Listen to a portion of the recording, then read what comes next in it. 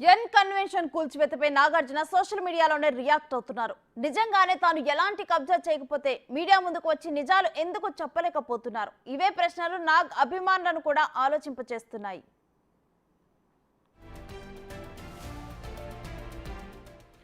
Hydraa action తో నాగార్జునలో tension పట్టుకున్నట్టు తెలుస్తోంది. N convention ను కూల్చివేయడంతో తన పరువు పోయిందనుకుంటున్నారు.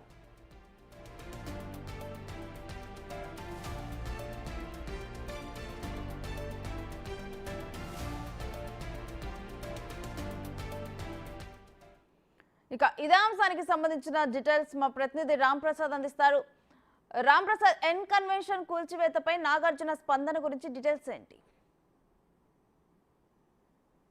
రేణుశ్రీ, మనం చూడవచ్చు గత కొద్ది రోజులుగా హైదరాబాద్ వ్యాప్తంగా ఏదైతే చెరువులు కానీ కుంటలు కానీ ఇటు నాలాలతో పాటు ప్రభుత్వ స్థలాలు కబ్జా అయిన ప్రాంతాల్లో అయితే నిర్మించినటువంటి అక్రమ నిర్మాణాలు ఏవైతే ఉన్నాయో కూల్చివేస్తుంది. ఇదే పొలిటీషియన్స్ కానీ అదేవిధంగా సినీ ప్రముఖులనే తేడా లేకుండా అందరికీ సంబంధించినటువంటి అక్రమాలను అయితే కూల్చడంలో ఇటు హైడ్రా కొరడా జులిపిస్తుందని చెప్పవచ్చు. మనం ప్రస్తుతం ఇటీవల గత 2 రోజుల క్రితం కూల్చివేసినటువంటి ఎన్ కన్వెన్షన్ వద్ద ఉన్నాం. మనం కనుక ఎన్ కన్వెన్షన్ని గమనించినట్లయితే ఎన్ కన్వెన్షన్ అనేది గత 14 సంవత్సరాల నుంచి కూడా ఇటు సేవలు అందిస్తున్న నేపథ్యంలో ప్రముఖ నటుడు అక్కినేని నాగార్జునకు సంబంధించినటువంటి ప్రాపర్టీ కావడంతో ఎన్ అనగా నాగార్జున కన్వెన్షన్ అనే పేరిటైతే దీన్ని ఇక్కడ ఏర్పాటు చేయడం జరిగింది.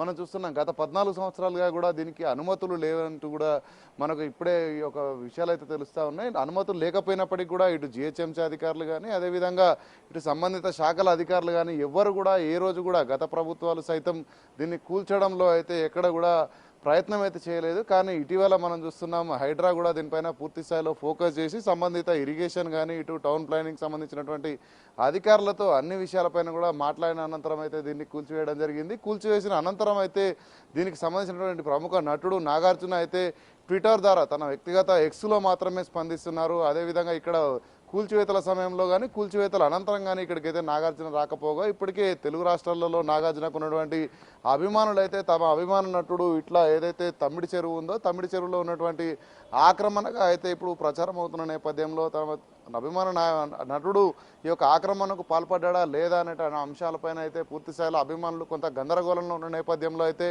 ఇటు నాగార్జున వ్యక్తిగత ట్విట్టర్లో మాత్రం తను ఒక్క సెంటు కూడా ప్రభుత్వ భూమిని ఆక్రమించలేదంటూ చెప్తున్న నేపథ్యంలో తొలుత తనకు నోటీసులు ఇవ్వకుండానే కోర్టులో ఉన్నటువంటి ఈ యొక్క నిర్మాణం ఏదైతే ఉందో ఎన్ కన్వెన్షన్ కూల్చడం పట్ల తను అసహనం వ్యక్తం చేసిన నేపథ్యంలో ఇటు హైడ్రాకు సంబంధించినటువంటి కమిషనర్ ఏవి రంగనాథ్ సైతం కూడా ఈ యొక్క అక్రమ నిర్మాణంగా తేల్చడంతో పాటు దీనికి అనుమతులు కూడా లేవు, అంతేకాకుండా గత ప్రభుత్వ హయాంలో అనుమతుల కోసం ప్రయత్నించినప్పటికీ కూడా ఇటు అధికారులు అయితే వీటికి అనుమతులు జారీ చేయడంలో ముందుకు రాలేదు, ఇప్పటివరకు కూడా అనుమతులు లేవంటూ కూడా చెప్తున్న నేపథ్యంలో పూర్తి స్థాయిలో ఈ యొక్క అనంతరం కూడా మరొక ట్విట్టర్ ద్వారా మరొక తన వ్యక్తిగత అభిప్రాయాన్ని కూడా చెప్పినటువంటి నాగార్జున తన అభిమానులు అయితే ఇవన్నీ ఊహాగానాలు వాస్తవాలు మాత్రం కాదు, అవన్నీ అవాస్తవాలు అంటూ కూడా తను చెప్పిన నేపథ్యంలో ఇటు ఎన్ కన్వెన్షన్ సంబంధించినటువంటి చట్టబద్ధత అనేటువంటి అంశాన్ని అయితే తన వ్యక్తిగత ఎక్స్లోకి తెలపడం జరిగింది.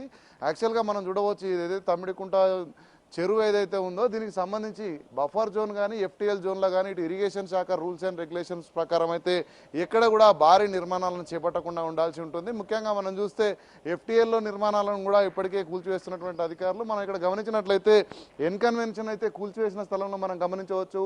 ఇక్కడ చెరువు మధ్యలోనే ఒక గోడను కూడా నిర్మించడం జరిగింది. మనకి ఇటీవల కూల్చివేతల్లో అయితే ఈ గోడను కూడా పూర్తి స్థాయిలో కూల్చివేయడం జరిగింది. అంటే ఇది మొత్తం చెరువు అయినప్పటికీ కూడా చెరువుకు ఆనుకొని మధ్యగా ఒక గోడను నిర్మించి కూడా వారు ఇక్కడ కన్స్ట్రక్షన్ చేయడం జరిగింది. యాక్చువల్గా మనం చూస్తే ఇటు ఇరిగేషన్ శాఖ రూల్స్ ప్రకారం అయితే చెరువుకు చుట్టుపక్కల ఉన్నటువంటి ప్రాంతాలన్నింటినీ కూడా దాని యొక్క చెరువు పరిధిని బట్టి బఫర్ జోన్గా ఎఫ్టీఎల్గా నిర్ణయించబడుతుంది.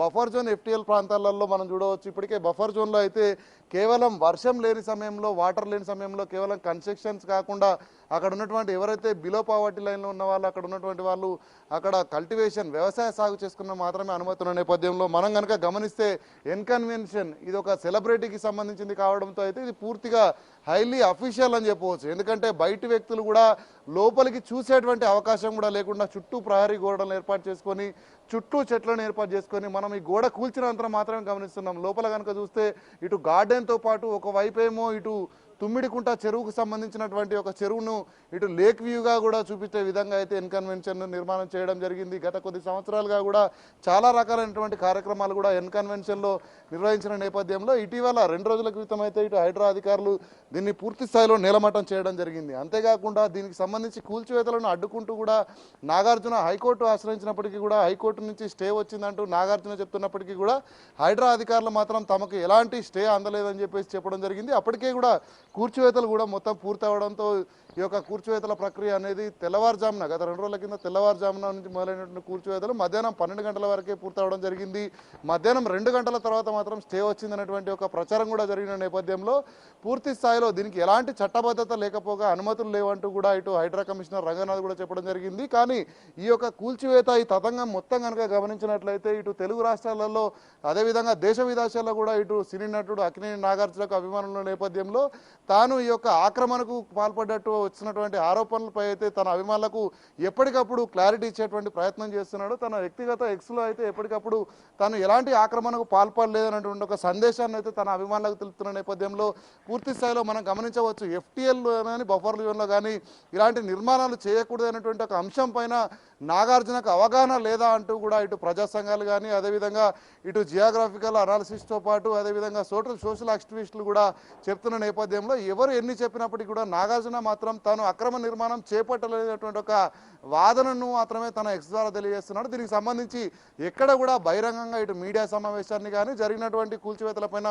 ఇంతవరకు నేరుగా నోరు విప్పినటువంటి నాగార్జునపై అయితే తమ అభిమానులు కూడా కొంత సందేహాన్ని వ్యక్తం చేస్తున్నటువంటి పరిస్థితి. ఎందుకంటే ఈ యొక్క అక్రమ నిర్మాణం అనేది అసలు అక్కడ నిర్మాణం చేపట్టడమే ఒక అక్రమం. ఎందుకంటే అది కూడా కమర్షియల్గా నిర్వహిస్తున్న నేపథ్యంలో దానికి అనుమతులు కూడా లేవు. కానీ తాను కన్వెన్షన్కు సంబంధించినటువంటి చట్టబద్ధత విషయంలో కోర్టును ఆశ్రయించామని చెప్తున్నారు. ఏ కోర్టు కూడా ఇటు ఇరిగేషన్ సంబంధించినటువంటి శివారు భూములు మనం కనుక గమనించినట్లయితే ఇటు చెరువులు కానీ కుంటలు కానీ వాటికి ఉన్నటువంటి బఫర్ జోన్లకు సంబంధించినటువంటి 500 మీటర్ల వరకు కూడా భారీ నిర్మాణాలు చేపట్టకుండా ఉండాలని ఇప్పటికే రూల్స్ ఉన్న నేపథ్యంలో 1000 మీటర్ల వరకు కూడా కేవలం 2 అంతస్తుల భవనాలు నిర్మించాలని ఇటు ఇరిగేషన్ శాఖ రూల్స్ ఉన్న నేపథ్యంలో ఇటు ఎలాంటి ఎన్ఓసీలు కానీ అంటే ఇటు ఇరిగేషన్ సంబంధించి కానీ అదేవిధంగా అటు ఫైర్ డిపార్ట్మెంట్ కానీ స్థానికంగా ఉన్నటువంటి ఇటు GHMC నుంచి కానీ ఎలాంటి అనుమతులు లేకుండా నాగార్జున నిర్మించినప్పటికీ కూడా దాన్ని కూల్చివేసిన అనంతరం కూడా తన వ్యక్తిగత ఎక్స్లో మాత్రం తాను స్పందిస్తూనే అదేవిధంగా అభిమానులకు కొంత సర్ది చెప్పేటువంటి ప్రయత్నాన్ని అయితే చేస్తున్నాడు. ఎందుకంటే ఈ యొక్క కూల్చివేతలు అనేటివి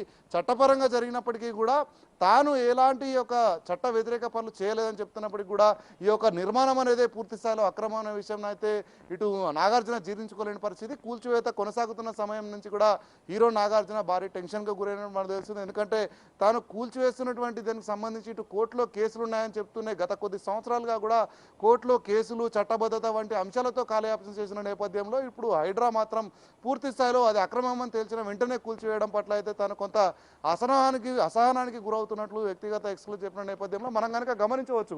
ఇక్కడ మొత్తం కూడా భారీ షెడ్లను కూడా ఇక్కడ నీలమట్టం చేసినటువంటి దృశ్యాలను మనం చూస్తున్నాం. అంతేకాకుండా ఇది సెలబ్రిటీకి సంబంధించింది కావడంతో అయితే పూర్తి స్థాయిలో ఇక్కడ ఎప్పటికీ కూడా సెక్యూరిటీ కానీ ఇవంతా కూడా హై లెవెల్లో ఉంటుంది. అంటే కనీసం లోపల ఏం జరుగుతుంది అనేది కూడా బయటికి తెలియనటువంటి పరిస్థితి. ఎందుకంటే ఇది సినీ హీరో నాగార్జున ఈ కన్వెన్షన్ కంటే ముందు కూడా తాను ఇక్కడ వ్యక్తిగత ఒక ఆఫీస్ను కూడా ఏర్పాటు చేసుకున్నట్లు చెప్తున్న నేపథ్యంలో అనంతరం ఆఫీస్ కాస్త ఇది కన్వెన్షన్గా మారిందంటూ కూడా మనకు సమాచారం ఉన్న నేపథ్యంలో ఈ కన్వెన్షన్ అయితే పూర్తి స్థాయిలో చట్టబద్ధత లేదు, ఎలాంటి నిర్మాణ అనుమతులు కూడా లేకుండానే ఈ యొక్క ఆఫీస్ను కన్వెన్షన్గా మార్చేసి దీన్ని ఒక వ్యాపార ఏదైతే ఉపయోగాల కోసం వాడుకున్నారో కన్వెన్షన్ అనగా మనకి ఇక్కడ చూడవచ్చు హైదరాబాద్లో ఉన్నటువంటి పెద్ద పెద్ద కన్వెన్షన్ సెంటర్లలో ఎన్ కన్వెన్షన్ కూడా ఒక భారీ ఎన్ కన్వెన్షన్ కూడా ఒక పెద్ద ఫంక్షనల్ లాంటిదని చెప్పవచ్చు. ఎందుకంటే ఇక్కడ ఉన్నటువంటి సెలబ్రేషన్స్ కానీ కార్యక్రమాలు కానీ జరిగిన సమయంలో సుమారు 10,000 మంది కూడా ఒకే సమయంలో ఈ యొక్క కార్యక్రమాలను అటెండ్ అయ్యే విధంగా అంత భారీ ఎత్తున ఈ యొక్క నిర్మాణం అనేది చేపట్టడం జరిగింది. దీని ద్వారా